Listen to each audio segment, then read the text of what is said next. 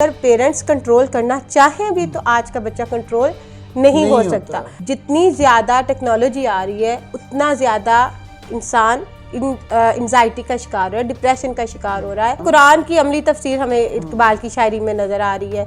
एक ने माश की वजह से बच्चों को टाइम ना दिया और जिनको टाइम नहीं मिला जी को, वो भी माश के पीछे अब दौड़ रही है।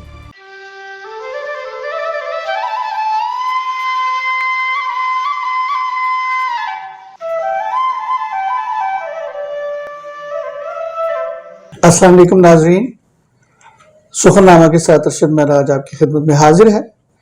गुज़श्ता दिनों हमने जेन जी और जेन एक्स के दरमियान एक जनरेशन गैप जो है उस पर एक गुफ्तगू की थी मोहम्मद आसिम भट्ट के साथ। उसमें उनके बहुत सारे मसाइल पर भी हमने गुफ्तगू की और मोहम्मद आसिम भट्ट का कहना ये था कि इन तमाम मसाइल के ज़िम्मेदार पीछे जनरेशन वाई और जनरेशन एक्स है। आज इसी मौजू को आगे बढ़ाते हुए हमने दावत दी है डॉक्टर बिनिश नासिर को। डॉक्टर बिनिश नासिर एक मकामी कॉलेज में उर्दू के प्रोफेसर हैं और इनका जेन जी से बहुत ही गहरा वास्ता और ताल्लुक़ रहता है।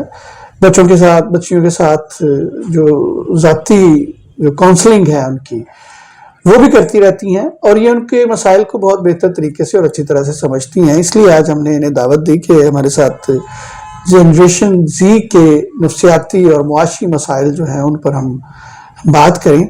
हम आपको खुशामदीद कहते हैं। बहुत शुक्रिया आप डॉक्टर साहिबा, ये जनरेशन जी के हवाले से बहुत सारी बातें आज तक ये जो उनके पेरेंट्स हैं, जो ये एक्स हैं, ये जो वाई हैं, वो समझ ये रहे हैं कि ये किसी काम के नहीं।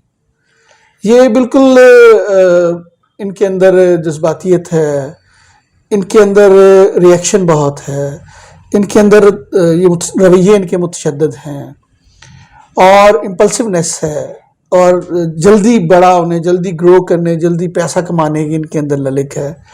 जबकि जो गिवन सर्कमस्टांसेस हैं वो थोड़े मुख्तलिफ हैं। इसके बारे में ज़रा आप बताइए कि आप कैसे समझती हैं इस जनरेशन को? अगर जनरेशन जी की बात की जाए तो हम इनको निकम्मा नकारा तो बिल्कुल भी नहीं कह सकते। इसमें कोई शक नहीं है कि बहुत ज़्यादा हसास हो चुके हैं। उसकी बुनियादी वजह ये है कि माँ बाप जो हैं बच्चों को वक्त नहीं दे रहे। एक जो पेरेंट्स के साथ उनका जो एक गैप बना है, क्योंकि पेरेंट्स पैसा कमाने और उनको सहूलतें मुयसर करने में इतने मसरूफ हो गए कि अपने बच्चों को वक्त नहीं दे सके, जिसकी वजह से बच्चों को वक्त ना मिलने की वजह से जहनी दबाव का वो शिकार हुए। जहनी दबाव का जब शिकार हुए, उन्हें सहूलतें मिली थी, माँ बाप हर तरह की सहूलतें तो दे रहे थे, लेकिन बच्चा ये चाहता था कि जब माँ बाप हमें वक्त नहीं दे सके तो अब हमें इनसे पैसा भी नहीं चाहिए। अच्छा, वो इतने नेगेटिव हो गए कि अभी फर्स्ट ईयर सेकंड ईयर के अगर स्टूडेंट्स की बात की जाए तो वो अभी से ही कमाना चाह रहे हैं। हाँ, अच्छा अच्छा। एक तरफ तो ये बेहतर कदम है कि बच्चा जो है वो अपने पाँव पे खड़ा होना चाहता है, लेकिन एक मनफी पहलू ये है कि वो माँ बाप से इरिटेट हो रहा है, वो गैप क्रिएट कर रहा है और एक जो है एक नफरत की थोड़ी सी फिजा उसके अंदर पैदा हो गई है। इस वजह से वो रिएक्शन उसका ये आ रहा है कि नहीं, अब मैं पेरेंट्स, इसलिए वो बुजुर्गों का एहतराम भी नहीं करता। एहतराम नहीं, वो कहते कि जब मेरे माँ बाप मुझे वक्त नहीं दे सकते, पैसा मैं खुद कमा लूंगा। अब दूसरा सिलसिला जो है कमाई का क्या है। हमारे पुराने ज़माने की अगर बात की जाए तो तालीम मुकम्मल होने के बाद सोचा जाता था अब कोई नौकरी करनी की जाए। अब ऑनलाइन वर्किंग चल पड़ी है, बच्चा टेक्नोलॉजी में है, उसके हाथ में बचपन से ही मोबाइल दिया गया, उससे सारा इल्म है। अब थोड़ा सा वो ग्रो अप करता है तो उससे माशाल्लाह नॉलेज तो अच्छा है, हर जगह तालीम अच्छी दी जा रही है, उसको आईटी का पता है, उसको ऑनलाइन वर्किंग का पता है, तो वो ऑनलाइन बैठ के कहीं ना कहीं काम करता है, अर्निंग करता है। जब वो अर्निंग माशी लिहाज से खुद अपना इंडिपेंडेंट हो जाता है तो फिर वो समझता है कि अब हमें पेरेंट्स की ज़रूरत ही नहीं है।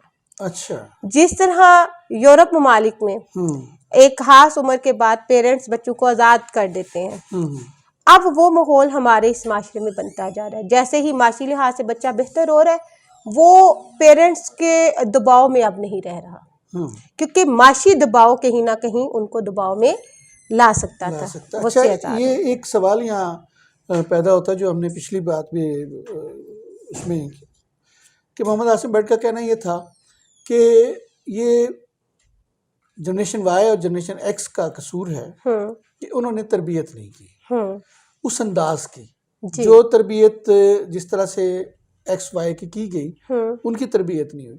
क्या ये वाकई ऐसा है कि या ये मानते नहीं हैं, या ये बात सुनते नहीं हैं, या इन्होंने अपनी एक दुनिया क्रिएट कर ली है जिसके अंदर ये रह रहे हैं, एक यूटोपिया है जिसके अंदर ये लिव कर रहे हैं? जी, अच्छा, इस पे मैं बात कहूँगी कि अगर वाई को देखें जाए तो उनका माहौल बिल्कुल मुख्तलिफ था।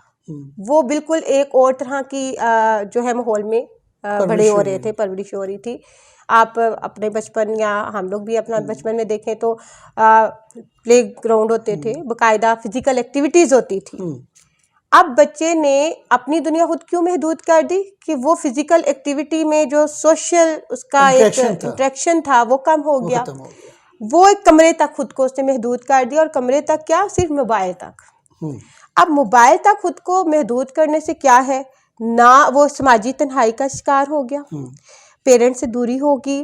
फिर देखा जाए अब सारी सारी रात वो स्क्रॉलिंग कर रहे होंगे, टिकटॉक है, टिकटॉक लाइव चल रही है। कॉल सेंटर में बच्चे जो है वो जॉब करें सारी सारी रात। अब पहले ज़माने में इस तरह सिलसिला नहीं था, नौकरियों का ये सिलसिला था ही नहीं उसमें। अब मज़ीद देखा जाए तो गेमिंग भी है, गेमिंग से अर्निंग भी कर रहे हैं। अब बच्चों का मेन बुनियादी जो माइंडसेट बन चुका है वो है कि हमने अब माशी लिहाज से बेहतर होना है, और माश में बेहतर होने के चक्कर में वो ये सारे काम करें। अगर माशी लिहाज से ना भी बेहतर होने का माइंडसेट बनाए कि पेरेंट्स से वो ले भी रहे, लेकिन उसकी आदत इतनी बन चुकी है स्क्रॉलिंग की, टिकटॉक की, और बाकी सारा दिन यूट्यूब हो गया, टिकटॉक हो गया, बहुत सी ऐसी ऐप है, इंस्टा है, उस पर इतना ज़्यादा वो हैप्चुअल हो चुका है कि उसने सारी सारी रात जो है वो सोना नहीं है, अपनी नींद डिस्टर्ब करनी है।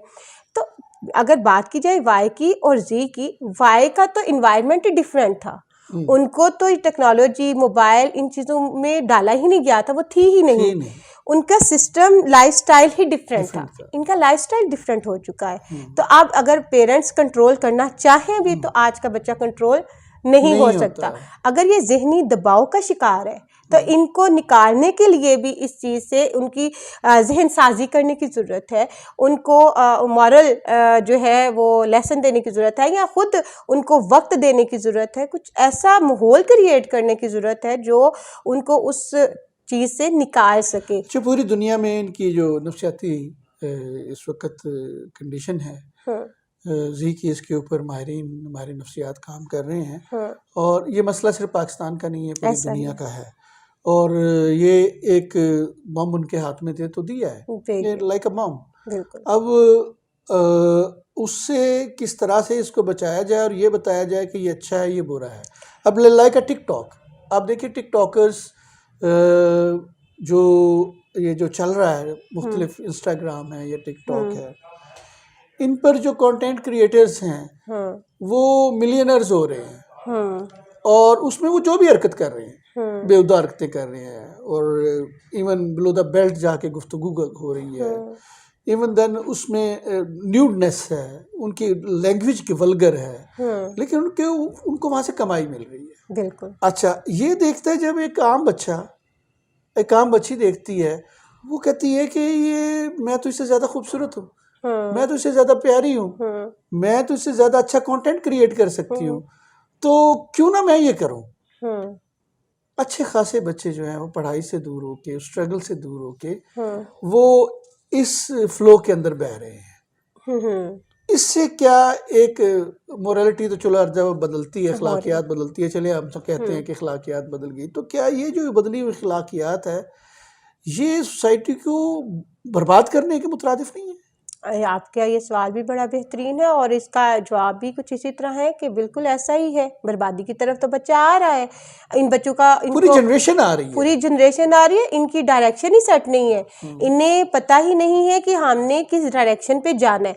ये कॉन्फिडेंट है, लेकिन ये कॉन्फिडेंट नहीं बल्कि ओवर कॉन्फिडेंट होना बेहतर है कि आपके अंदर सलाहियत है, आप उसके मुताबिक बात कर रहे हो। ओवर कॉन्फिडेंट होना वो ठीक नहीं है।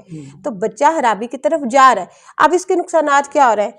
आहिस्ता आहिस्ता क्या हो रहा है कि बच्चा डिप्रेशन का, एंजाइटी का शिकार हो रहा है। आप पूरी दुनिया में सर्च करके देखें तो ये रेशो बढ़ती जा रही है।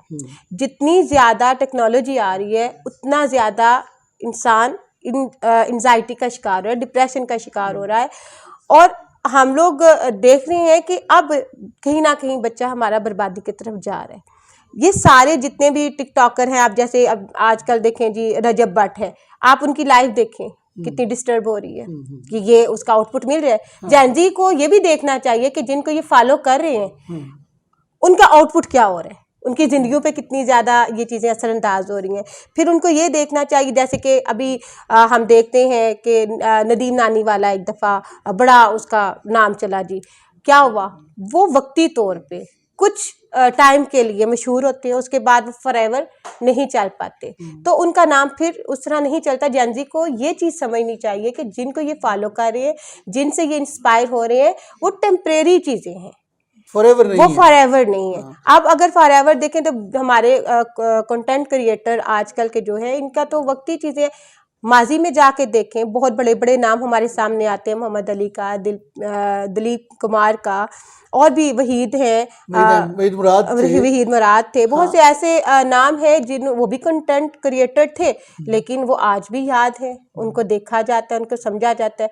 और ये जो अभी जिस जनरेशन ने जेनजी के स्टेट ऑफ माइंड के अकॉर्डिंग चीज़ें लेकर आए हैं, तो वो व्यक्ति शायर भी हैं उनमें। आप शायरी में भी देखें, शायरी में आपने देखें इलामा इकबाल, उनका आज तक जो शायरी क्यों जिंदा है, कुरान है, गालिब हैं, इकबाल हैं, बड़े वही तो कुरान की अमली तफसीर हमें इकबाल की शायरी में नज़र आ रही है। इतने बड़े पूरे एक सदी के शायर सामने आए, उनका वो हमने कहेंगे अफाकी शायरी, क्लासिकी शायरी। आज का शायर जो है वो जेनजी के स्टेट ऑफ माइंड के अकॉर्डिंग जो है अवामी शायरी कर रहा है। अवामी शायरी पुराने ज़माने में भी होती थी, लेकिन वो एक म्यारी थी, उसका म्यार था।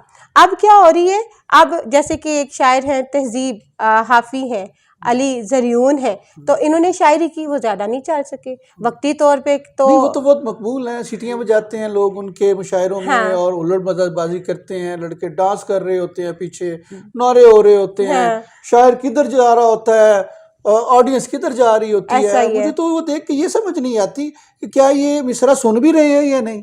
यानी एक तहजीब थी, है ना मुशायरे की, कि मिसरा सुनना, फिर मिसरे पे दाद देना, मिसरा उठाना, ऐसा एक ये यानी एक रवायत हमारी है। रवायत थी।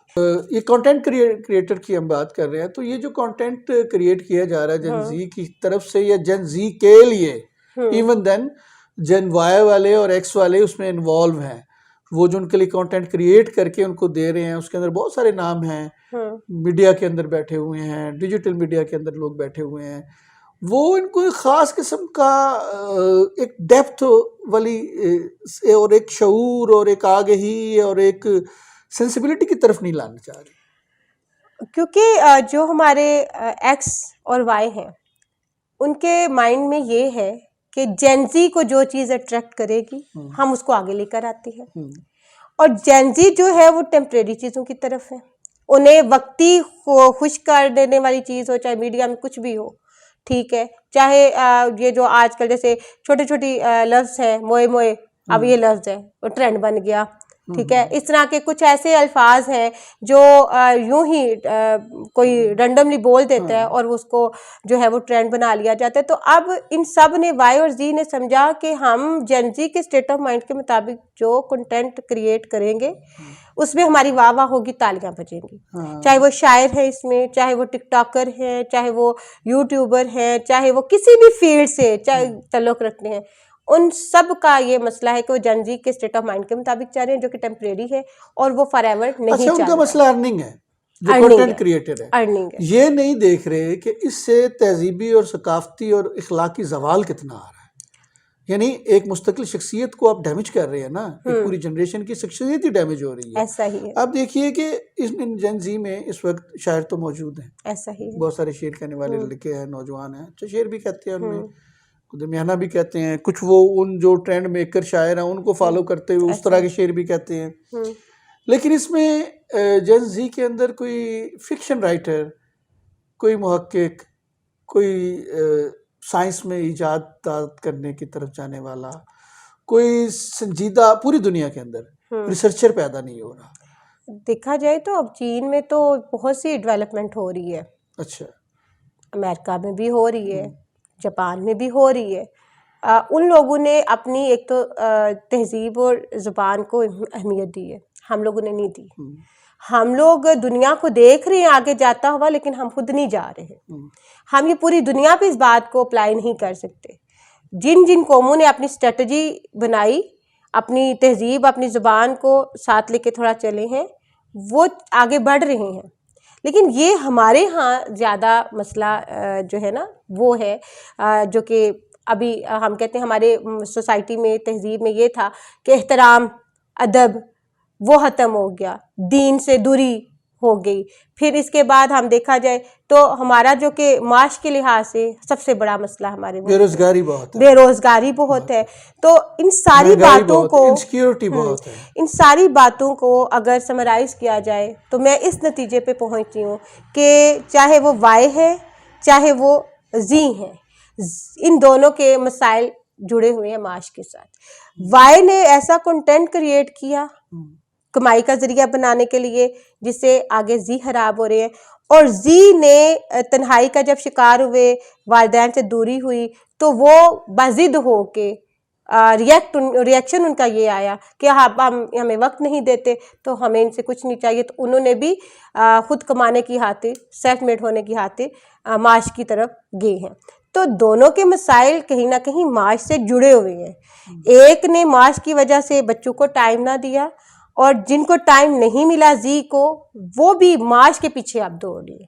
तो ये बड़ा अच्छा कंक्लूजन आपने निकाला कि नाज़रीन, कहा जाता है कि जिस कौम की मुआशियात दुरुस्त है उसकी अखलाकियात भी दुरुस्त है, उसकी सियासियात भी दुरुस्त है, उसकी तमाम या दीनियात भी दुरुस्त है। तो सिर्फ इसी पैगाम के साथ कि मईशत को बेहतर बनाने के लिए फिर बोझ या बार जो है वो जनरेशन एक्स और वाई के ज़िम्मे है, क्योंकि ये जी तो अभी इस काबिल नहीं है कि ये अरबाब इख्तियार में हो या ऐसे मकाम पर हो कि वो फ़ैसला साजी कर सके। बोझ फिर एक्स और वाई पे है।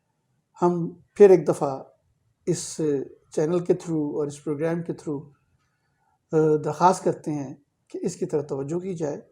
ये एक पूरी जनरेशन है, इसको बर्बाद होने से बचाया जाए। बहुत शुक्रिया। आइंदा एक और प्रोग्राम के साथ आपकी खिदमत में हाजिर होंगे। चैनल को सब्सक्राइब कीजिए और ज़्यादा से ज़्यादा शेयर कीजिए, अपनी राय से नवाजिए। अल्लाह हाफ़िज़।